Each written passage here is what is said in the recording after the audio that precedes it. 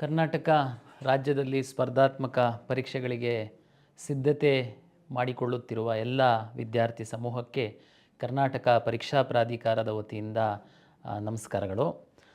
ತಮಗೆಲ್ಲ ಗೊತ್ತಿರುವಂತೆ ಒಳ ಮೀಸಲಾತಿಯ ಒಂದು ನಿರ್ಧಾರದ ಹಿನ್ನೆಲೆಯಲ್ಲಿ ಕಳೆದ ಸಾಕಷ್ಟು ತಿಂಗಳುಗಳ ಕಾಲ ಯಾವುದೇ ಹೊಸ ನೋಟಿಫಿಕೇಷನ್ಗಳು ಬಂದಿರಲಿಲ್ಲ. ಪ್ರಾಧಿಕಾರದ ವತಿಯಿಂದ ಯಾವುದೇ ಎಕ್ಸಾಮ್ ಸಹ ಪೆಂಡಿಂಗ್ ಇರಲಿಲ್ಲ. ನಮ್ಮದು CET ಎಕ್ಸಾಮ್ಸ್ ಮಾತ್ರ ಇತ್ತು. ಒಳ ಮೀಸಲಾತಿ ಆದೇಶದಕ್ಕಿಂತ ಪೂರ್ವದಲ್ಲಿ ಯಾವುದೆಲ್ಲ ನೋಟಿಫಿಕೇಷನ್ ಆಗಿತ್ತು ನಮ್ಮದೆಲ್ಲ ಎಕ್ಸಾಮ್ ಮುಗಿಸಿ ಮೆರಿಟ್ ಲಿಸ್ಟನ್ನು ಹ್ಯಾಂಡ್ ಓವರ್ ಮಾಡಿದ್ವಿ. ತಮಗೆಲ್ಲ ಗೊತ್ತಿರುವಂತೆ ಈಗ ವಿವಿಧ ಇಲಾಖೆಗಳಿಂದ ನಮಗೆ 8 ಇಲಾಖೆಗಳ ಒಟ್ಟು 384 ನಾನ್ HK ಮತ್ತು 321 HKಗೆ ಸಂಬಂಧಪಟ್ಟಂತೆ ನಮಗೇನು ಪೋಸ್ಟ್ಗಳು ಬಂದಿತ್ತು ಅದನ್ನು ನಾವು ಅಧಿಸೂಚನೆಯನ್ನು ಹೊರಡಿಸಿದ್ವಿ. ತಮಗೆಲ್ಲ ಗೊತ್ತಿರುವಂತೆ ಹೈದರಾಬಾದ್ ಕರ್ನಾಟಕಕ್ಕೆ ಸಂಬಂಧಪಟ್ಟಂಥ ಹುದ್ದೆಗಳಿಗೆ ಪ್ರತ್ಯೇಕ ನೋಟಿಫಿಕೇಷನ್ ಆಗಬೇಕು, ಪ್ರತ್ಯೇಕ ಎಕ್ಸಾಮ್ ಆಗಬೇಕು ಅನ್ನುವಂಥದ್ದು ಸರ್ಕಾರದ ಆದೇಶದ ಹಿನ್ನೆಲೆಯಲ್ಲಿ ನಾವು 2 ನೋಟಿಫಿಕೇಷನ್ ಮಾಡಿದ್ದೀವಿ. ಮುಂದಿನ ದಿನಗಳಲ್ಲಿ 2 ಪ್ರತ್ಯೇಕವಾಗಿ ನಾವು ಪರೀಕ್ಷೆಯನ್ನು ಸಹ ಮಾಡಿ ಪ್ರತ್ಯೇಕವಾಗಿಯೇ ನಾವು ಮೆರಿಟ್ ಲಿಸ್ಟನ್ನು ಸಂಬಂಧಪಟ್ಟ ಇಲಾಖೆಗೆ ಕೊಡಬೇಕಾಗುತ್ತೆ. ತಮಗೆಲ್ಲ ಗೊತ್ತಿರುವಂತೆ ಕರ್ನಾಟಕ ಪರೀಕ್ಷಾ ಪ್ರಾಧಿಕಾರ ಒನ್ ಟೈಮ್ ರಿಜಿಸ್ಟ್ರೇಷನ್ ಪ್ರೋಸೆಸ್ಸನ್ನು ಈಗಾಗಲೇ ಚಾಲನೆ ಕೊಟ್ಟಿತ್ತು. ಕೆಲವು ವಿದ್ಯಾರ್ಥಿಗಳು ರಿಜಿಸ್ಟ್ರೇಷನ್ ಮಾಡ್ಕೊಂಡಿದ್ದೀರ, ತಮ್ಮ ಕ್ರೆಡೆನ್ಷಿಯಲ್ಸ್ ಎಲ್ಲ ನಮ್ಮಲ್ಲಿದೆ. ಈಗ ಸಹ ನಾವು ಅದೇ ಒಂದು ಅಪ್ಲಿಕೇಶನನ್ನು ಈ ಒಂದು ನೋಟಿಫಿಕೇಷನ್ನಿನ ಹುದ್ದೆಗಳಿಗೆ ಸಹ ನಾವು ಯೂಸ್ ಮಾಡ್ತಾಯಿದ್ದೀವಿ. ಭಾಳ ಸಿಂಪಲ್ ಇದೆ. ಡಿಜಿಲಾಕರ್ ಆ್ಯಪನ್ನು ಡೌನ್ಲೋಡ್ ಮಾಡಿಕೊಂಡು ಡಿಜಿಲಾಕರಲ್ಲಿ ತಮ್ಮ ಆಧಾರ್ ಬೇಸ್ಡ್ ರಿಜಿಸ್ಟ್ರೇಷನ್ ಮಾಡ್ಕೊಂಡು ನಂತರ ಅದು ನಮ್ಮ ಒಂದು ಪೋರ್ಟಲ್ಲಿಗೆ ಡೈರೆಕ್ಟ್ ಆಗುತ್ತೆ. ಅಲ್ಲಿ ನೀವು ಸರಳವಾಗಿ ಮಾಡ್ಬೋದು. ಇದ್ರದ್ದು ಹಿನ್ನೆಲೆ ಸಹ ಆಧಾರ್ ಬೇಸ್ಡ್ ತಾವು ಕನ್ಸೆಂಟ್ ಕೊಡಬೇಕಾಗುತ್ತೆ. ಕಾರಣ ತಮಗೆಲ್ಲ ಗೊತ್ತಿರುವಂತೆ ಕೆಲವು ವಿದ್ಯಾರ್ಥಿಗಳು ಮಲ್ಟಿಪಲ್ ಅಪ್ಲಿಕೇಶನ್ಸನ್ನು ಹಾಕ್ತಾಯಿದ್ರು. ಉದ್ದೇಶ ಏನಿತ್ತು ನನಗೆ ಗೊತ್ತಿಲ್ಲ. ಕೆಲವೊಮ್ಮೆ ಸರಿಯಾಗಿ ಕಂಪ್ಲೀಟ್ ಆಗಲಿಲ್ಲ ಅಂತ ಇನ್ನೊಂದು ಹಾಕುವುದು ಇದು ತುಂಬ ಗೊಂದಲ ಆಗ್ತಾಯಿತ್ತು ನಮಗೆ ಮಲ್ಟಿಪಲ್ ಅಪ್ಲಿಕೇಶನ್ ಇದ್ದಿದ್ದರಿಂದ. ಅದಕ್ಕೆ ನಾವು ಇದು ಒನ್ ಟೈಮ್ ರಿಜಿಸ್ಟ್ರೇಷನ್ ಒಂದು ಫಾರಮ್ ಮಾಡಿದ್ದೀವಿ. ಹಾಗಾಗಿ ಅದು ಕೆಲವು ವಿದ್ಯಾರ್ಥಿಗಳಿಗೆ ಅದ್ರ ಬಗ್ಗೆ ಎಕ್ಸ್ಪೀರಿಯನ್ಸ್ ಸಹ ಇದೆ. ಹಾಗಾಗಿ ತುಂಬ ಸರಳ ಇದೆ. ಡಿಜಿಲಾಕರ್ ಅಪ್ಲಿಕೇಶನನ್ನು ತಾವು ಆ್ಯಪನ್ನು ಸಹ ಡೌನ್ಲೋಡ್ ಮಾಡಿ ರಿಜಿಸ್ಟ್ರೇಷನ್ ಮಾಡಿ ಆಧಾರ್ ಫಾರ್ಮಿಗೆ ಕನ್ಸೆಂಟ್ ಕೊಟ್ಟು ಆಧಾರ್ ಬೇಸ್ಡ್ ರಿಜಿಸ್ಟ್ರೇಷನ್ ಮಾಡುವಂತಹ ಒಂದು ಕ್ರಮ. ತಮಗೆಲ್ಲ ಗೊತ್ತಿರುವಂತೆ ಆಧಾರದಲ್ಲಿ ತಮ್ಮದು ಯಾವುದು ಫೋಟೋ ಇರುತ್ತೆ ಅದು ಆಟೋ ಫೆಚ್ಚಾಗಿ ನಮಗೆ ಫೋಟೋ ಬರುತ್ತೆ. ಜೊತೆಗೆ ನಾವು ಒಂದು ಫೋಟೋವನ್ನು ಸಹ ತಮಗೆ ಅಪ್ಲೋಡ್ ಮಾಡೋದಕ್ಕೆ ಹೇಳಿದ್ವಿ. ದಯಮಾಡಿ ಒಳ್ಳೆಯ ಫೋಟೋವನ್ನು ಅಪ್ಲೋಡ್ ಮಾಡಿ. ತಮಗೆಲ್ಲ ಗೊತ್ತಿರುವಂತೆ ನಾವು ಫೇಸ್ ರೆಕಗ್ನೈಜೇಷನ್ ಆ್ಯಪನ್ನು ಡೆವಲಪ್ ಮಾಡಿದ್ದೀವಿ. ಮುಂದಿನ ನಮ್ಮ ಪರೀಕ್ಷೆ ದಿನಗಳಲ್ಲಿ ನೀವು ಅಪ್ಲಿಕೇಶನಲ್ಲಿ ಹಾಕಿರುವಂತಹ ಫೋಟೋ ಮತ್ತು ನೀವೇನು ಪರೀಕ್ಷಾ ಕೇಂದ್ರಕ್ಕೆ ತಾವು ಬರ್ತೀರಾ ತಮ್ಮದು ಎರಡೂ ಮ್ಯಾಚ್ ಆದರೆ ಮಾತ್ರ ನಾವು ಪರೀಕ್ಷಾ ಕೇಂದ್ರಕ್ಕೆ ಬಿಡ್ತೀವಿ.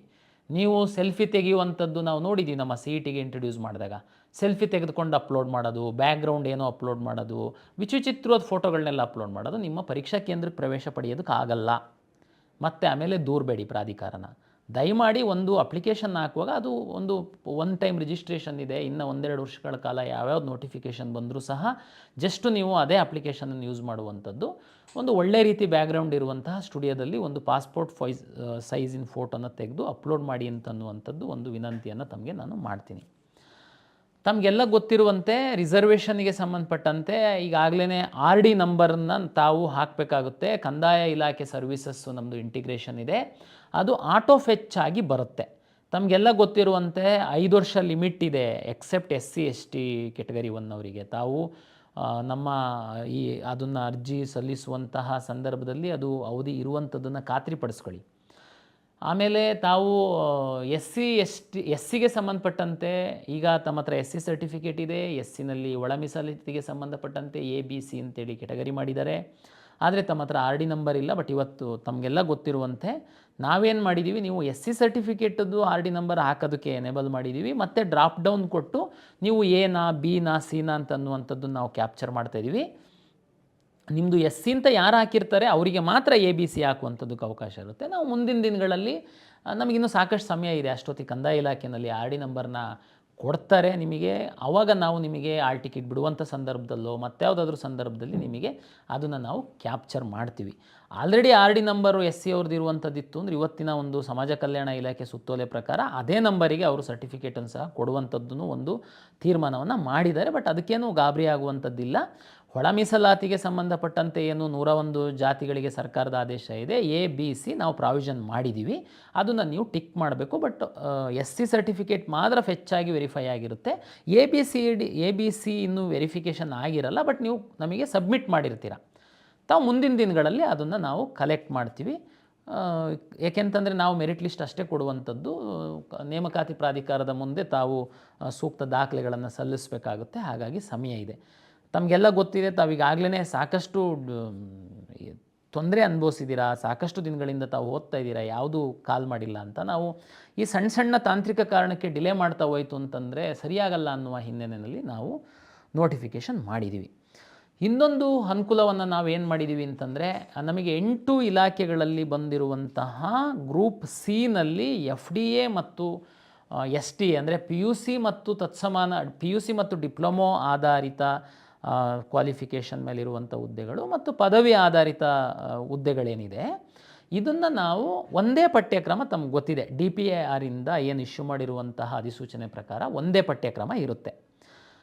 ಒಂದೊಂದು ಇಲಾಖೆಯಲ್ಲಿ ಬೇರೆ ಬೇರೆ ಹೆಸರುಗಳಿಂದ ಕರೀತಾರೆ ಆ ಗ್ರೂಪ್ ಸಿ ಹುದ್ದೆಗಳನ್ನ. ನಾವು ಒಂದೇ ಪಠ್ಯಕ್ರಮ ಇರುವಂತಹ ವಿವಿಧ ಇಲಾಖೆಯ ವಿವಿಧ ಹುದ್ದೆಗಳಿಗೆ ಒಂದೇ ಪರೀಕ್ಷೆಯನ್ನು ಮಾಡುವಂಥದ್ದಕ್ಕೆ ನಿರ್ಧಾರ ಮಾಡಿದ್ದೀವಿ. ಅಪ್ಲಿಕೇಶನ್ ಹಾಕುವಾಗ ಹೇಗೆ? ಅಪ್ಲಿಕೇಶನ್ ಹಾಕುವಾಗ ನೀವು ಪ್ರತಿಯೊಂದು ಹುದ್ದೆನ ತಾವು ಸೆಲೆಕ್ಟ್ ಮಾಡ್ಬೋದು. ತಮಗೆಲ್ಲ ಗೊತ್ತಿದೆ, ನಾನೇನಾದ್ರೂ ಡಿಫ್ರೆಂಟ್ ನೋಟಿಫಿಕೇಷನ್ಸ್ ಮಾಡಿದ್ದಿದ್ರೆ, ನೋಟಿಫಿಕೇಷನ್ವರೆಗೆ ನಾನು ಅಪ್ಲಿಕೇಶನ್ ಕರೆದಿದ್ದರೆ ಪ್ರತಿ ಅಪ್ಲಿಕೇಶನ್ನಿಗೆ 750 ರೂಪಾಯಿ ತಗೊಳ್ಬೇಕಾಗಿತ್ತು. ಬಟ್ ನಾವು ಒಂದೇ ಸರಿ ನೋಟಿಫಿಕೇಷನ್ ಮಾಡಿರೋದ್ರಿಂದ ನಾವು ಒಂದೇ ಪಠ್ಯಕ್ರಮ ಇರುವಂತಹ ಹುದ್ದೆಗಳಿಗೆ ತಾವೇನಾದರೂ ಅರ್ಜಿ ಹಾಕೋದಾದರೆ ಫಸ್ಟು ಅಪ್ಲಿಕೇಶನ್ನಿಗೆ 750 ಇರುತ್ತೆ. ಅದ್ರ ನಂತರ ತಾವು ಎಷ್ಟು ಹುದ್ದೆಗಳನ್ನ ಹಾಕಿದರೆ ಜಸ್ಟು ಒಂದೊಂದು ಹುದ್ದೆಗೆ 100 ರೂಪೀಸ್ ಅಷ್ಟೇ ಅದು ಆ್ಯಡ್ ಆಗ್ತಾ ಹೋಗುತ್ತೆ. ಹಾಗಾಗಿ ನಿಮಗೆ ಆರ್ಥಿಕವಾಗಿ ಸಹ ನಾವು ಏನು ಹೆಚ್ಚು ಹೊರೆ ಮಾಡಲಿಕ್ಕೆ ಹೋಗಿಲ್ಲ. ಸರ್ ಹೆಂಗೆ ಒಂದೇ ಪಠ್ಯಕ್ರಮ ಇದೆ, ನೀವು ಬೇರೆ ಬೇರೆ ಪರೀಕ್ಷೆ ಮಾಡಬೇಕು, ನಿಮಗೆ ಈಸಿ ಅನ್ನೋ ಕಾರಣಕ್ಕೆ ಒಂದೇ ಪರೀಕ್ಷೆ ಮಾಡಿಬಿಟ್ಟು ನೀವು ಕೊಟ್ಬಿಡ್ತೀರಾ? ಅದು ಅಲ್ಲ. ತಮಗೆಲ್ಲ ಗೊತ್ತಿದೆ, ತಾವು ಒಂದೇ ಪಠ್ಯಕ್ರಮ ಇದೆ, ಕೆಲವು ಇಲಾಖೆನಲ್ಲಿ 5 ಹುದ್ದೆ ಇದೆ, 10 ಹುದ್ದೆ ಇದೆ, ನೀವು ಸಹ ಎಷ್ಟು ಅಂತ ಎಕ್ಸಾಮ್ ಬರೀತೀರಾ. ಆದ್ದರಿಂದ ನಾವು ಒಂದೇ ಪರೀಕ್ಷೆಯನ್ನು ನಾವು ಮಾಡ್ತೀವಿ ಮತ್ತು ಮೆರಿಟ್ ಪಟ್ಟಿಯನ್ನು ನಾವು ಆಯಾಯ ಇಲಾಖೆಗೆ ಕಳಿಸ್ಕೊಡ್ತೀವಿ. ಅಲ್ಲೂ ನೀವು ಕೆಲವರು ಪ್ರಶ್ನೆ ಕೇಳ್ಬೋದು, ಏನಂತ, ಸರ್ ಅವ್ರ ಆದ್ಯತೆ ಕೇಳಬೇಕಾಗಿತ್ತು, ನೀವು ಸುಮ್ಮನೆ ಎಲ್ಲ ಇಲಾಖೆಗೆ ಎಲ್ಲರನ್ನೂ ಕಳಿಸಿದರೆ ಅಲ್ಲಿ ಸಹ ಫಿಲ್ ಆಗಲ್ಲ, ಅವ್ರು ಅಲ್ಲಿ ಸೇರ್ತಾರೆ ಇಲ್ಲಿ ಬಿಡ್ತಾರೆ. ನೋಡಿ, ಕೆಲವೊಂದು ನಿರ್ಧಾರಗಳು ಮಾಡುವಂಥದ್ದಕ್ಕೆ ಅದರದ್ದೇ ಆದಂತಹ ಸಾಕಷ್ಟು ಸಮಯಗಳಿರುತ್ತೆ, ಲಿಮಿಟೇಷನ್ಸ್ ಇರುತ್ತೆ. ನಾವು ಕರ್ನಾಟಕ ಪರೀಕ್ಷಾ ಪ್ರಾಧಿಕಾರದವರು ಎಲ್ಲ ಇಲಾಖೆಯವರಿಗೆ ಹೀಗೆ ಮಾಡಿ ಅಂತ ನಾವು ಡೈರೆಕ್ಷನ್ ಕೊಡಲಿಕ್ಕಾಗಲ್ಲ. ಒಂದು ವೇಳೆ ನಾವು ಪ್ರಿಯಾರಿಟಿ ಕೇಳುವಂಥದ್ದಕ್ಕೂ ನಮಗೆ ಅವಕಾಶಗಳಿರಲ್ಲ. ಯಾಕೆಂದರೆ ಒಂದೊಂದು ಇಲಾಖೆ ಅವ್ರದ್ದು C&R ಬೇರೆ ಇದೆಲ್ಲ. ಹೇಗಿದ್ರೂ ತಮಗೆಲ್ಲ ಗೊತ್ತಿದೆ, ನಾವು ಮೆರಿಟ್ ಲಿಸ್ಟನ್ನು ಅವ್ರಿಗೆ ಕೊಟ್ಟ ಮೇಲೆ ಎಲ್ಲ ಇಲಾಖೆಯವರು 1:5, 1:10, 1:3 ಈ ರೀತಿ ಕರೀತಾರೆ. ವಿದ್ಯಾರ್ಥಿಗಳೆಲ್ಲರಿಗೂ ಅವರು ಆಯ್ಕೆ ಮಾಡ್ಕೊಳ್ತಾರೆ ಯಾವುದಕ್ಕೆ ಹೋಗಬೇಕು ಅಂತ, ಅವರಿಗೆ ಸ್ವತಂತ್ರ ಇರುತ್ತೆ. ಅದರ ಆದಮೇಲೆ ಕೆಳಗಡೆ ಇರೋರಿಗಂತೂ ಅಷ್ಟು ಹುದ್ದೆಗಳಂತೂ ತುಂಬಿಸ್ತಾರೆ. ಹಾಗಾಗಿ ತಾವು ಚಿಂತೆ ಮಾಡುವಂತಹ ಅಗತ್ಯ ಇಲ್ಲ. ಜೊತೆಗೆ ಒಂದು ವೇಳೆ ಎಕ್ಸಾಮು ಪಠ್ಯಕ್ರಮ ಬೇರೆ ಇದೆ, ಅದಕ್ಕೆ ಸಪ್ರೇಟ್ ನಾವು ಎಕ್ಸಾಮ್ ಮಾಡಬೇಕು ಅಂತಂದ್ರಂತೂ ಒಂದು ಹುದ್ದೆಗೆ ಏನು ನೀವು ಅಪ್ಲಿಕೇಶನ್ ಅದನ್ನು ಟಿಕ್ ಮಾಡ್ತೀರಾ, ತಾವು 750 ಕಟ್ಟಬೇಕಾಗುತ್ತೆ. ಎಕ್ಸಾಮ್ ಡೇಟಿಗೆ ಸಂಬಂಧಪಟ್ಟಂತೆ ತಮಗೆಲ್ಲ ನೆನಪಿರಬೇಕು, ಒಳ ಮೀಸಲಾತಿಯ ಒಂದು ತೀರ್ಮಾನ ಆಗುವವರೆಗೆ ಯಾವುದೇ ಅಧಿಸೂಚನೆ ಹೊರಡಿಸಬಾರ್ದು ಅಂತಂದಾಗ ನಾನೊಂದು ಪತ್ರಿಕಾ ಪ್ರಕಟಣೆ ಕೊಟ್ಟಿದ್ದೆ. ನಮ್ಮ ಪ್ರಾಧಿಕಾರಕ್ಕೆ ಇಷ್ಟು ಇಲಾಖೆಗಳ ಒಂದು ಹುದ್ದೆಗಳ ನೇಮಕಾತಿಗೆ ಮನವಿ ಬಂದಿದೆ, ಒಳ ಮೀಸಲಾತಿಗೆ ಸಂಬಂಧಪಟ್ಟಂತೆ ನಾವು ತಡೆ ಹಿಡ್ದಿರೋದ್ರಿಂದ ಅದು ಕ್ಲಿಯರ್ ಆಗ್ತಿದ್ದಂಗೆ ನಾವು ತಕ್ಷಣ ಎಕ್ಸಾಮ್ ಮಾಡ್ತೀವಿ, ತಾವು ಸಿದ್ಧತೆ ನಡೆಸಿ ಅಂತೇಳಿ. ಹಾಗಾಗಿ ನಾವು ಈಗ ಏನು ಅರ್ಜಿ ಕರೆದಿದ್ದೀವಿ, ನಾವು ಆದಷ್ಟು ಡಿಸೆಂಬರ್ ಅಂತ್ಯ ಅಥವಾ ಜನವರಿನಲ್ಲಿ ನಾವು ಪರೀಕ್ಷೆಯನ್ನು ನಡೆಸ್ತೀವಿ. ಅದಕ್ಕೂ ಕೆಲವು ವಿದ್ಯಾರ್ಥಿಗಳು ಪರೀಕ್ಷೆ ಮುಂದೂಡಿ ಎನ್ನುವಂಥದ್ದೇ ಒಂದು ವರ್ಗ ಇರುತ್ತೆ. ಯಾವಾಗ ನೀವು 1 ವರ್ಷ ಬಿಟ್ಟು ಒಂದು ಎಕ್ಸಾಮ್ ಶೆಡ್ಯೂಲ್ ಮಾಡಿದ್ರೂ ಮುಂದೂಡಿ, ಆ ಮುಂದೂಡಿ ಎನ್ನುವಂಥದ್ದಕ್ಕೆ ಅವ್ರ ಹತ್ರ ಅವ್ರದ್ದೇ ಆದಂಥ ಸಾಕಷ್ಟು ರೀಸನ್ಗಳಿರುತ್ತೆ. ಬಟ್ ಆದರೆ ನಮಗೆ ಎಲ್ಲ ವಿದ್ಯಾರ್ಥಿಗಳ ಒಂದು ಹಿತದೃಷ್ಟಿಯಿಂದ ನಾವು ಕೆಲವೊಂದು ತೀರ್ಮಾನ ಮಾಡಿಕೊಡ್ಬೇಕಾಗುತ್ತೆ. ಅದಕ್ಕೆ ನಾನು ಹೇಳ್ತಾ ಇರೋದು, ಕೆಲವರಿಗೆ 10 ವರ್ಷ ಕೊಟ್ಟರು ತಮಗೆ ಸಮಯ ಸಾಕಾಗಲ್ಲ. ಹಾಗಾಗಿ ನಾನು ಈ ಹಿಂದೆಯೇ ತಾವು ಅಧಿಕೃತವಾಗಿ ನೋಡ್ಬೋದು, ನಮ್ಮ ವೆಬ್ಸೈಟಲ್ಲಿ ಹಾಕಿದ್ದೀವಿ, ಪತ್ರಿಕೆಯಲ್ಲಿ ಬಂದಿದೆ, ಇಷ್ಟು ಇಲಾಖೆ, ಅದೇ ಇಲಾಖೆಗಳದ್ದು ನಾವೀಗ ನೋಟಿಫಿಕೇಷನ್ ಮಾಡಿರುವಂಥದ್ದು. ಹಾಗಾಗಿ ನಾವು ಡಿಸೆಂಬರ್ ಅಂತ್ಯ ಜನವರಿನಲ್ಲಿ ಪರೀಕ್ಷೆಯನ್ನು ನಡೆಸುವಂಥದ್ದಕ್ಕೆ ಸಿದ್ಧತೆಯನ್ನು ಮಾಡಿಕೊಳ್ತಾ ಇದ್ದೀವಿ. ಹಾಗಾಗಿ ದಯಮಾಡಿ ತಾವು ಯಾರು ಈ ಕ್ಷೇತ್ರದಲ್ಲಿ ಅಭ್ಯಾಸ ಮಾಡ್ತಾಯಿದ್ರೆ ತೀವ್ರತರವಾಗಿ ಸ್ಟಡಿ ಮಾಡಿ ಅಂತನ್ನುವಂಥದ್ದು ಮತ್ತು ಪರೀಕ್ಷೆಯನ್ನು ನೀವು ಯಾರೋ ಒಂದು 10 ವಿದ್ಯಾರ್ಥಿಗಳು ಸೋಷಿಯಲ್ ಮೀಡಿಯಾದಲ್ಲಿ ಪೋಸ್ಟ್ ಮಾಡ್ತಿದ್ದಂಗೆ ನನ್ನ ನಿರ್ಧಾರ ಬದಲಾವಣೆ ಮಾಡುವಂಥದ್ದಕ್ಕೆ ಸಾಧ್ಯ ಇಲ್ಲ. ಅದಕ್ಕಾದಂಥ ಸಾಕಷ್ಟು ಕಾರಣಗಳಿರ್ತವೆ. ಈಗಲೇ ನಾನು ಡಿಸೆಂಬರ್ ಅಂತ್ಯ ಜನವರಿ ಅಂತ ಹೇಳ್ತಿರುವಂಥದ್ದು ಕಾರಣ ಏನು ಅಂತಂದರೆ, ನಮಗೆ ಓನ್ಲಿ ಭಾನುವಾರ ಮಾತ್ರ ಪರೀಕ್ಷೆ ಮಾಡುವಂಥದ್ದಕ್ಕೆ ಅವಕಾಶ ಇದೆ. ತುಂಬ ಕಷ್ಟಪಟ್ಟು ರಿಕ್ವೆಸ್ಟ್ ಮಾಡಿದರೆ ಶನಿವಾರ ಮಧ್ಯಾಹ್ನ ಮೇಲೆ ಮಾಡೋದಕ್ಕೆ ಅನುಮತಿ ಕೊಡ್ತಾರೆ. ಎಕ್ಸಾಮಿನೇಷನ್ ಸೆಂಟ್ರ್ಗಳು ಬೇಕಾಗುತ್ತೆ. ಇದೇ ಸಂದರ್ಭದಲ್ಲಿ KPSC, UPSC, SSP, railway board ಎಲ್ಲ ಎಕ್ಸಾಮ್ ಮಾಡ್ತಾ ಇರ್ತಾರೆ. ನಾವು ಯಾವುದೋ ಒಂದು ಡೇಟನ್ನು ತುಂಬ ಕಷ್ಟಪಟ್ಟು ಪ್ಲ್ಯಾನ್ ಮಾಡಿ ಅವರಿಗೆಲ್ಲ ರಿಕ್ವೆಸ್ಟ್ ಮಾಡಿ ಎಲ್ಲ ಜಿಲ್ಲೆಗಳಿಗೆ ಲೆಟ್ರು ಬರೆದು ನಾವೊಂದು ಬುಕ್ ಮಾಡಿದ ಮೇಲೆ ಯಾರೋ ಒಂದು 10 ವಿದ್ಯಾರ್ಥಿಗಳಲ್ಲಿ ಸೋಷಿಯಲ್ ಮೀಡಿಯಾದಲ್ಲಿ ಹಾಕ್ಬಿಟ್ಟು ಪೋಸ್ಟ್ಪೋನ್ ಮಾಡಿ ಅದಕ್ಕೆಲ್ಲ ಅವಕಾಶ ಇಲ್ಲ. ನಾವು ಇಲ್ಲಿವರೆಗಂತೂ ಯಾವುದೂ ಮಾಡಿಲ್ಲ, ಮುಂದೆನೂ ಸಹ ನಾವು ಮಾಡಲ್ಲ. ನಾವು ವಿದ್ಯಾರ್ಥಿಗಳ ಹಿತದೃಷ್ಟಿ, ಕೆಲವು ವಿದ್ಯಾರ್ಥಿಗಳಲ್ಲ ಬಹುತೇಕ ವಿದ್ಯಾರ್ಥಿಗಳ ಹಿತದೃಷ್ಟಿಯಿಂದ ನಾವು ಕೆಲವು ತೀರ್ಮಾನ ಮಾಡಿದಾಗ ಇಲ್ಲಿವರೆಗೆ ಅದಕ್ಕೆ ನಾವು ಬದ್ಧರಾಗಿದ್ದೀವಿ, ಮುಂದೆ ಸಹ ನಾವು ಬದ್ಧರಾಗಿರ್ತೀವಿ ಅಂತ ಈ ಮಾತನ್ನು ಹೇಳ್ತಾ, ಅಂತಿಮವಾಗಿ ಪಾರದರ್ಶಕತೆ. ಸಾಕಷ್ಟು ವಿದ್ಯಾರ್ಥಿಗಳು 24 ಅವರ್ಸು ತಾವು ಊರನ್ನು ಬಿಟ್ಟು ಬಂದು ಬೇರೆ ಬೇರೆ ಕೋಚಿಂಗ್ ಸೆಂಟ್ರ್ ಸೇರಿ ಓದ್ತಾ ಇದ್ದೀರಾ. ನಿಮಗೆ ಅಂತಿಮವಾಗಿ ಏನು ನೀವು ಕಷ್ಟಪಟ್ಟಿರೋವಂಥದ್ದಕ್ಕೆ ನಿಮಗೆ ಪಾರದರ್ಶಕವಾಗಿ ಪರೀಕ್ಷೆ ಆಗಬೇಕು, ಫಲಿತಾಂಶ ಬರಬೇಕು, ನೇಮಕಾತಿ ಆಗಬೇಕು. ತಮಗೆಲ್ಲ ಗೊತ್ತಿದೆ, ವಿಲೇಜ್ ಅಕೌಂಟೆಂಟಲ್ಲಿ 1,000 ಹುದ್ದೆಗಳಿತ್ತು. 5 ಲಕ್ಷದಷ್ಟು ವಿದ್ಯಾರ್ಥಿಗಳು ಅರ್ಜಿ ಹಾಕಿದ್ರಿ. ಆವಾಗ 1,000 ಜನ ಟಾಪರ್ಸಿಗೆ ಉದ್ಯೋಗ ಸಿಗುತ್ತೆ. ಉಳಿದವರು ಬಾರ್ಡ್ರಲ್ಲಿ 1 ಮಾರ್ಕ್ಸು ಅರ್ಧ ಮಾರ್ಕ್ಸಲ್ಲಿ ಸಹ ಹೋಗ್ತಾರೆ. ಖಂಡಿತ ಅವರಿಗೆ ಬೇಜಾರಿದ್ದೇ ಇರುತ್ತೆ. ಅದರಲ್ಲಿ ಕೆಲವು ಪರ್ಸೆಂಟು ವಿದ್ಯಾರ್ಥಿಗಳು ಬೇರೆ ಬೇರೆ ರೀತಿಯ ಅಸಮಾಧಾನ ಸಹ ಹೊರಗಡೆ ಹಾಕ್ತಾರೆ. ಬಟ್ ಏನು ಮಾಡೋದು, ಅಷ್ಟು ಕಾಂಪಿಟೇಷನ್ ಇದೆ, ಹುದ್ದೆಗಳು ಕಡಿಮೆ ಇರುತ್ತೆ. ಹಾಗಾಗಿ ನಾವು ನಮ್ಮ ಶಕ್ತಿ ಮೀರಿ 100% 100% 99 ಅಲ್ಲ 100% ಪಾರದರ್ಶಕವಾಗಿ ಪರೀಕ್ಷೆ ನಡೆಸಿ ನಾವು ಫಲಿತಾಂಶವನ್ನು ಕೊಡುವಂಥದ್ದಕ್ಕೆ ಏನೆಲ್ಲ ಬೇಕೋ ಆ ವ್ಯವಸ್ಥೆಗಳನ್ನ ನಾವು ಮಾಡ್ಕೊಂಡು ಬಂದಿದ್ದೀವಿ. ಅದನ್ನು ತಮಗೆಲ್ಲರಿಗೂ ಗೊತ್ತಿದೆ, ಅದನ್ನು ನಾವು ಮುಂದುವರಿಸ್ತೀವಿ. ವಿಧಾನ ಪರಿಷತ್ ಪರೀಕ್ಷೆಯಲ್ಲಿ ಮೊದಲ ಬಾರಿಗೆ ನಾವು OMR ಶೀಟಲ್ಲಿ 5 ಬಬಲ್ಗಳನ್ನು ಅಂದರೆ 5 ಸರ್ಕಲ್ಗಳನ್ನು ನಾವು ಇಂಟ್ರೊಡ್ಯೂಸ್ ಮಾಡಿದ್ವಿ. ತಮಗೆಲ್ಲ ಗೊತ್ತು, ಒಂದು ಪ್ರಶ್ನೆಗೆ 4 ಉತ್ತರಗಳಿರುತ್ತೆ. ಅದರಲ್ಲಿ ಯಾವುದಾದ್ರೂ ಒಂದು ಸರಿ ಉತ್ತರವನ್ನು ತಾವು ಹಾಕಬೇಕು.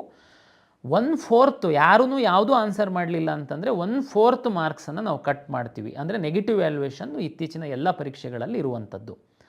ಕೆಲವು ವಿದ್ಯಾರ್ಥಿಗಳು ನೆಗೆಟಿವ್ ವ್ಯಾಲ್ಯೂಯೇಷನ್ ಇರುವಂಥ ಕಾರಣಕ್ಕೆ ಆನ್ಸರ್ ಗೊತ್ತೇ ಇಲ್ಲ ಅಂತಂದರೆ ತಾವೆಲ್ಲದನ್ನು ಬಿಟ್ಬಿಡ್ತಿದ್ರಿ.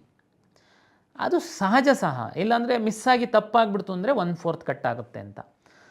ಕೆಲವು ವಿದ್ಯಾರ್ಥಿಗಳು ಮಧ್ಯವರ್ತಿಗಳು ವಿದ್ಯಾರ್ಥಿಗಳಿಗೆ ಅಪ್ರೋಚ್ ಆಗಿ, ನೀವೇನು ಚಿಂತೆ ಮಾಡಬೇಡಿ, ನೀವು ಯಾವುದು ಬಿಟ್ಟಿರ್ತೀರ ನಾವು ಅಲ್ಲಿ ತುಂಬಿಸ್ತೀವಿ, ಹಾಗೆ ಮಾಡ್ತೀವಿ ಹೀಗೆ ಮಾಡ್ತೀವಿ ಅಂತ ಸುಮ್ಮನೆ ಅವರಿಗೆ ಮೋಸ ಮಾಡ್ತಾಯಿದ್ರು. ಅವರಿಗೆ ಯಾರೂ ಪರಿಚಯ ಇಲ್ಲ, ತುಂಬಿಸ್ಲಿಕ್ಕೆ ಸಾಧ್ಯ ಇಲ್ಲ. ನಾವು KE ಒಳಗಡೆ ಅವ್ರಿಗೆ ಬಿಟ್ಕೊಳ್ಳೋದು ಇಲ್ಲ. ನಮ್ಮದು ಅದು ಎಲ್ಲ ಹೈ ಸ್ಟ್ಯಾಂಡರ್ಡ್ ಸೆಕ್ಯೂರಿಟಿ ಮೆಜರ್ಸ್ ಎಲ್ಲ ಅಳವಡಿಸ್ಕೊಂಡು ನಾವು ಮಾಡ್ತಾ ಇರುವಂಥದ್ದು. ಅದು ಯಾವುದಕ್ಕೆ ಅವಕಾಶ ಇಲ್ಲ. ಬಟ್ ಆದ್ರೂ ಕೆಲವು ವಿದ್ಯಾರ್ಥಿಗಳಿಗೆ ಎಲ್ಲೋ ಒಂದು ಸಣ್ಣ ಅನುಮಾನ ಇದ್ದೇ ಇರುತ್ತೆ. ಹೌದಲ್ಲ, ಅವ್ರು ಯಾರೋ ಹೇಳ್ತಾ ಇದ್ದಾರೆ ಅಂದರೆ ಏನಾದರೂ ಇರ್ಬೋದಲ್ವಾ ಈ ವ್ಯವಸ್ಥೆ ಒಳಗಡೆ. ಅದಕ್ಕೆ ಅನುಮಾನನೇ ಬೇಡ. ಅದಕ್ಕೆ ನಾನು 5ನೇ ಬಬಲ್ ಇಂಟ್ರೊಡ್ಯೂಸ್ ಮಾಡಿದ್ದೀನಿ. 4 ಉತ್ತರಕ್ಕೆ 4 1 2 3 4 ಇರುತ್ತೆ. 5th ಒನ್ ಇರುತ್ತೆ. ಆಯಿತು, ನಿಮಗೆ ಉತ್ತರ ಗೊತ್ತಿಲ್ಲ, ಯಾವುದು ಉತ್ತರ ಗೊತ್ತಿಲ್ಲ, 5ನೇ ಬಬಲ್ ಟಿಕ್ ಮಾಡಿ. ಇಲ್ಲ ಸರ್, ನೀವು ಕೊಟ್ಟಿರೋ ಸಮಯದಲ್ಲಿ ಅದು ಟಿಕ್ ಮಾಡೋಕ್ಕೆ ಹೋದರೆ ನಮಗೆ ಅನ್ಯಾಯ ಆಗುತ್ತೆ. ನಾವು ಲಾಸ್ಟ್ ಬೆಲ್ ಆದಮೇಲೆ ನಿಮಗೆ 5 ಮಿನಿಟ್ಸ್ ಟೈಮ್ ಕೊಡ್ತೀವಿ ಅಂತ ನಾವು ಡಿಸೈಡ್ ಮಾಡಿದ್ದೀವಿ. 5 ಮಿನಿಟ್ಸು ನೀವು ಮ್ಯಾಕ್ಸಿಮಮ್ 25% ಅಷ್ಟು ಆನ್ಸರ್ ಗೊತ್ತಿಲ್ಲ ಅಂತಂದರೆ ಅಷ್ಟು ಕ್ವಶನ್ಸಿಗೆ ನೀವು ಬಬಲ್ ಮಾಡೋದಕ್ಕೆ 5 ನಿಮಿಷ ತುಂಬ ಜಾಸ್ತಿ ಆಯಿತು. ನಾವು ಅದನ್ನೆಲ್ಲ ನಾನೇ ಸ್ವತಃ ಬಬಲ್ ಮಾಡಿ 1 ನಿಮಿಷಕ್ಕೆ ಎಷ್ಟು ಬಬಲ್ ಮಾಡ್ಬೋದು ಅನ್ನುವಂಥದ್ದು ನೋಡಿ ಡಿಸೈಡ್ ಮಾಡಿದ್ದೀವಿ. ಹಾಗಾಗಿ ವಿದ್ಯಾರ್ಥಿಗಳಲ್ಲಿ ವಿನಂತಿ, ದಯಮಾಡಿ ತಾವು ಇದಕ್ಕೆ ಸಹಕಾರ ನೀಡಿ. ನಿಮಗೆ ಗೊತ್ತಿಲ್ಲ ಅಂತಂದರೆ 5ನೇ ಬಬಲನ್ನು ಟಿಕ್ ಮಾಡಿ. ಕೆಲವು ವಿತಂಡ ಮಾಡುವಂತಹ ವಿದ್ಯಾರ್ಥಿಗಳು ಇರ್ತಾರೆ, ಇಲ್ಲ ನಾನು ತುಂಬಲ್ಲ, ಓಕೆ, ನೋ ಪ್ರಾಬ್ಲಮ್. ನಾವು ಎಲ್ಲ ರೂಮ್ ಸೂಪರ್ವೈಸರ್ಸು ಏನು ಇನ್ವಿಜಿಲೇಟರ್ ಇರ್ತಾರೆ ಅವರಿಗೆ ಕ್ಲಿಯರ್ ಇನ್ಸ್ಟ್ರಕ್ಷನ್ಸ್ ಕೊಟ್ಟಿದ್ದೀವಿ. ಬೆಲ್ಲಾದ ನಂತರ 5 ನಿಮಿಷ ಟೈಮ್ ಕೊಡಬೇಕು. ಆದಷ್ಟು ಯಾವುದೂ ಬಬಲ್ನ ಅವನು ಬಾಕಿ ಇಲ್ದಿರೋ ಥರ ನೀವು ಎನ್ಶೋರ್ ಮಾಡಬೇಕು, ನೋಡಿ ತುಂಬಿಸ್ಬೇಕು ಅಂತ. ಆದರೂ ಯಾರಾದರೂ ಒಬ್ಬರು ವಿದ್ಯಾರ್ಥಿಗಳು ತುಂಬಲ್ಲ, 5ನೇ ಬಬಲ್ ತುಂಬಲ್ಲ, ನೋ ಪ್ರಾಬ್ಲಮ್, ನಾವೇನು ತಲೆ ಬಿಸಿ ಇಲ್ಲ. ನೀವು ತುಂಬಿಲ್ಲ, ಅದಕ್ಕೆ ಸಹ 1/4 ಕಟ್ ಮಾಡ್ತೀವಿ ನಾವು. ಅಲ್ಲಿಗೆ ನೀವು ಯಾವುದಾದ್ರೂ ಗೊತ್ತಿಲ್ಲ ಅಂತಂದರೆ 5th ತುಂಬಿ, ನಾನು ತುಂಬೋದೇ ಇಲ್ಲ, ಓಕೆ, ನೋ ಪ್ರಾಬ್ಲಮ್, ನಾವು ಅದಕ್ಕೆ ಸಹ 1/4 ತುಂಬ್ತೀವಿ. ನಾವು ಕ್ಲಿಯರ್ ಇನ್ಸ್ಟ್ರಕ್ಷನ್ಸು ನೋಟಿಫಿಕೇಷನಲ್ಲಿ ಕೊಟ್ಟಿದ್ದೀವಿ, ಪೇಪರ್ ಅಡ್ವರ್ಟೈಸ್ಮೆಂಟಲ್ಲಿ ಕೊಟ್ಟಿದ್ದೀವಿ, ನೆಕ್ಸ್ಟ್ OMR ಶೀಟಲ್ಲಿ ಸಹ ಕೊಡ್ತೀವಿ. ಹಾಗಾಗಿ ನಾವು ಏನು ಬಾದರ್ ಮಾಡಲ್ಲ. ಬಟ್ ನಿಮಗೆ ಒಂದು ರಿಕ್ವೆಸ್ಟ್ ಮಾಡ್ತಾಯಿದ್ದೀವಿ, ಇದು ಪಾರದರ್ಶಕತೆಯ ಒಂದು ಹೆಜ್ಜೆ ಆಗಿರೋದ್ರಿಂದ ತಾವು ದಯಮಾಡಿ ಸಹಕಾರ ನೀಡಿ. ಯಾರು ಅರ್ಹರಿದ್ದಾರೆ, ಯಾರು ಕಷ್ಟಪಟ್ಟು ಓದಿದ್ದಾರೆ ಅವರಿಗೆ ಒಂದು ಉದ್ಯೋಗ ಸಿಕ್ಕಲಿ, ಇದರಲ್ಲಿ ಯಾವುದೇ ಅನುಮಾನಗಳು ಬೇಡ ಅಂತ. ಇಲ್ಲಾಂದ್ರೆ ಅದು ತುಂಬಿಲ್ಲ ಅಂತಂದರೆ ಆಗ್ತಿತ್ತಾ? ಇಲ್ಲ, ಖಂಡಿತ ಇಲ್ಲ. ಬಟ್ ಆದರೆ ಅನುಮಾನ ಇತ್ತು ಕೆಲವು ವಿದ್ಯಾರ್ಥಿಗಳಲ್ಲಿ. ಆ ಅನುಮಾನಕ್ಕೂ ಎಡೆ ಮಾಡಿಕೊಡಬಾರ್ದು ಅಂತನ್ನುವಂಥದ್ದಕ್ಕೆ ನಾವು ಮಾಡಿದ್ವಿ. ಮತ್ತು ಮುಂದುವರೆದು ತಮಗೆಲ್ಲ ಗೊತ್ತಿದೆ, ನಾವು ಇತ್ತೀಚಿನ ಪರೀಕ್ಷೆಗಳಲ್ಲಿ ಸೆಂಟರ್ ವಾರು ಎಲ್ಲ OMR ಶೀಟ್ಗಳನ್ನೂ ನಾವು ವೆಬ್ಸೈಟಲ್ಲಿ ಅಪ್ಲೋಡ್ ಮಾಡ್ತಾಯಿದ್ದೀವಿ. ನೀವೇ ವ್ಯಾಲ್ಯೂಯೇಷನ್ ಮಾಡ್ಕೊಂಡ್ಬಿಡಿ. ಕೆಲವು ವಿದ್ಯಾರ್ಥಿಗಳು ಪಾಪ ಬೆಂಗಳೂರಿಗೆ ಬಂದಿರ್ತೀರಾ, ಇಲ್ಲಿ ಸಾಕಷ್ಟು ಹಣ ವ್ಯಯ ಮಾಡಿರ್ತೀರಾ, ಬಟ್ ಸಕ್ಸಸ್ ಆಗ್ತಾ ಇರಲ್ಲ ಬೇರೆ ಬೇರೆ ಕಾರಣಗಳಿಗೋಸ್ಕರ.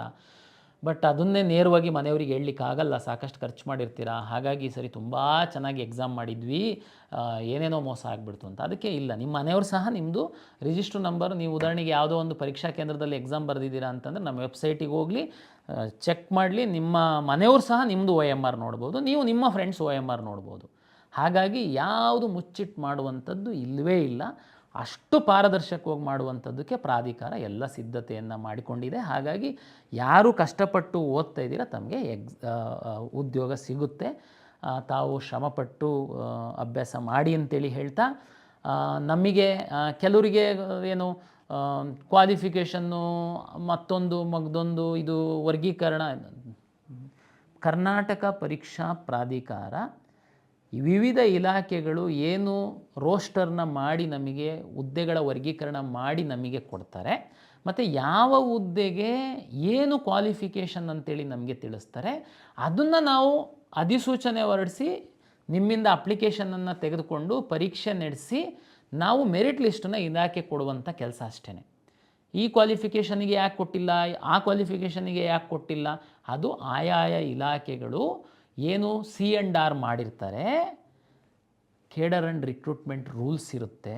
ಅದರ ಆಧಾರದ ಮೇಲೆ ಅವರು ನಮಗೆ ಹುದ್ದೆಗಳ ವರ್ಗೀಕರಣ ಮತ್ತು ಆ ಹುದ್ದೆಗೆ ನಿಗದಿಪಡಿಸಿರುವಂತಹ ವಿದ್ಯಾರ್ಹತೆಯನ್ನು ನಮಗೆ ಕೊಟ್ಟಿರ್ತಾರೆ. ಹಾಗಾಗಿ ಅದರಲ್ಲಿ ನಮ್ಮದು ಯಾವುದು ಪಾತ್ರ ಇರಲ್ಲ, ಮತ್ತು ಇಲಾಖೆಯವ್ರದ್ದು ಪಾತ್ರ ಇರಲ್ಲ. ಅದು ಎಲ್ಲ ಕ್ಯಾಬಿನೆಟಿಗೆ ಹೋಗಿ C&R ಅಪ್ರೂವಲ್ ಆಗಿರುವಂಥದ್ದು, ಅದರಂತೆ ಕೊಟ್ಟಿರ್ತಾರೆ. ಯಾರೋ ಕೆಲವರೆಲ್ಲ ಫೋನ್ ಮಾಡಿದರು, ಸೋಷಿಯಲ್ ಮೀಡಿಯಾದಲ್ಲಿ ಹಾಕಿದ್ರು ಅಂತ ಹೇಳೋದಕ್ಕೆ ನಿಮಗೆ ಕ್ಲಾರಿಫೈ ಮಾಡ್ತಾಯಿದ್ದೀನಿ. ಹಾಗಾಗಿ ಈಗ ಮತ್ತೆ ಕರ್ನಾಟಕ ಪರೀಕ್ಷಾ ಪ್ರಾಧಿಕಾರಕ್ಕೆ ಇಲ್ಲಿವರೆಗೆ ಅಂದರೆ ನಿನ್ನೆವರೆಗೆ ಯಾವ ಇಲಾಖೆಯವರು ನಮಗೆ ಕೊಟ್ಟಿದ್ದರು ಅದನ್ನು ನಾನು ಪಬ್ಲಿಷ್ ಮಾಡಿದ್ದೀನಿ, ಒಳ ಮೀಸಲಾತಿ ಅಳವಡಿಸಿ. ಇನ್ನು ಯಾವುದೂ ಇಲ್ಲ. ನಮ್ಮದು ಯಾವುದಾದ್ರೂ ಇಲಾಖೆಗಳದ್ದು ಬಂತು ಅಂತಂದರೆ ನಾನು ಅಧಿಸೂಚನೆಯನ್ನು ಹೊರಡಿಸ್ತೀನಿ. ಸರ್ಕಾರ ಕ್ಲಿಯರೆನ್ಸ್ ಕೊಟ್ಟಿದೆ, ಹಂತವಾಗಿ ಬರ್ತಾ ಹೋಗ್ಬೋದು. ಹಾಗಾಗಿ ಏನು ಸ್ಪರ್ಧಾತ್ಮಕ ಪರೀಕ್ಷೆಗೆ ಸಿದ್ಧತೆಯನ್ನು ನಡೆಸ್ತಿರುವಂಥವರು ತಾವು ಕಂಟಿನ್ಯೂ ಮಾಡಿ, ತಮಗೆ ಯಶಸ್ಸು ಸಿಗುತ್ತೆ. ಗಾಳಿ ಸುದ್ದಿಗಳಿಗೆ ಕಿವಿ ಕೊಡಬೇಡಿ. ಯಾರಾದರೂ ಮಧ್ಯವರ್ತಿಗಳು ಅವರು ಇವರು ನಿಮಗೇನಾದ್ರೂ ಆಸೆ ಆಮಿಷ ತೋರಿಸೋದಕ್ಕೆ ಬಂದರೆ ದಯಮಾಡಿ ನಂಬೇಡಿ. ಸಾಧ್ಯ ಆದರೆ ನಮಗೆ ಗಮನಕ್ಕೆ ತನ್ನಿ, ನಾವು ಅವ್ರನ್ನ ವಿಚಾರಿಸ್ಕೊಳ್ತೀವಿ. ಬಟ್ ನೀವು ಮಾತ್ರ ನಾವು ಪಾರದರ್ಶಕತೆಯಲ್ಲಿ ಯಾವುದೇ ಒಂದು ಕಾಂಪ್ರಮೈಸ್ ಇಲ್ಲ. ಹಾಗಾಗಿ ತಾವು ಧೈರ್ಯವಾಗಿ ಓದ್ಬೋದು ಅಂತೇಳಿ ಪ್ರಾಧಿಕಾರದ ಒಂದು ಕಾರ್ಯನಿರ್ವಾಹಕ ನಿರ್ದೇಶಕನಾಗಿ ನಿಮಗೆ ಒಂದು ಭರವಸೆಯನ್ನು ನೀಡ್ತಾ, ಎಲ್ಲರಿಗೂ ಯಶಸ್ಸು ಸಿಗಲಿ. ಯಾವುದೇ ಅನುಮಾನ ಇಲ್ಲದೆ ತಾವು ಅಪ್ಲಿಕೇಶನ್ ತುಂಬಿ, ಆಮೇಲೆ ಪ್ರತಿ ಅಪ್ಲಿಕೇಶನ್ನು ತುಂಬುವಂತಹ ಸಂದರ್ಭದಲ್ಲಿ ನಮಗೆ ಅಪ್ಲಿಕೇಶನ್ ಹಾಕುವಾಗ ತಪ್ಪು ಹಾಕುವಂಥದ್ದು ಎಡಿಟ್. ದಯಮಾಡಿ ಫೈನಲ್ ಸಬ್ಮಿಟ್ ಅಂತೇಳಿ ಒಂದು ಬಟನ್ ಇದೆ. ಆ ಫೈನಲ್ ಸಬ್ಮಿಟ್ ಮಾಡೋದಕ್ಕೆ ಮೊದಲು ತಾವು ವಾಪಸ್ ಹೋಗಿ ಎಲ್ಲ ಅಪ್ಲಿಕೇಶನ್ ಎಲ್ಲ ಕಾಲಮನ್ನು ನೋಡಿ ಕರೆಕ್ಟ್ ಇದೆ ಅಂತಂದರೆ ಫೈನಲ್ ಸಬ್ಮಿಟ್ ಮಾಡಿ. ಫೈನಲ್ ಸಬ್ಮಿಟ್ ಮಾಡಿದ ನಂತರ ಮತ್ತೆ ನಾವು ಎಡಿಟಿಗೆ ಕೊಡಲ್ಲ. ಯಾಕೆಂದರೆ ಅಲ್ಲಿವರೆಗೆ ನಾವು ಏನೆಲ್ಲ ನೀವು ಮಾಡ್ಕೊಳಕ್ಕಿದೆ. ದಯಮಾಡಿ ಫೈನಲ್ ಸಬ್ಮಿಟ್ ಮಾಡೋದಕ್ಕೆ ಮೊದಲು ಕರೆಕ್ಟ್ ನೋಡ್ಕೊಳ್ಳಿ ಎಲ್ಲದೂ ನಿಮ್ಮ ಒಂದು ಕ್ರೆಡೆನ್ಷಿಯಲ್ಸ್ ಅಂತೇಳಿ ವಿನಂತಿಯನ್ನು ಮಾಡಿಕೊಳ್ತಾ, ಎಲ್ಲ ಸ್ಪರ್ಧಾತ್ಮಕ ಪರೀಕ್ಷೆಗೆ ಸಿದ್ಧತೆ ನಡೆಸಿರುವಂತಹ ವಿದ್ಯಾರ್ಥಿಗಳಿಗೆ ಕರ್ನಾಟಕ ಪರೀಕ್ಷಾ ಪ್ರಾಧಿಕಾರದಿಂದ ಮತ್ತೊಮ್ಮೆ ನಮಸ್ಕಾರಗಳು.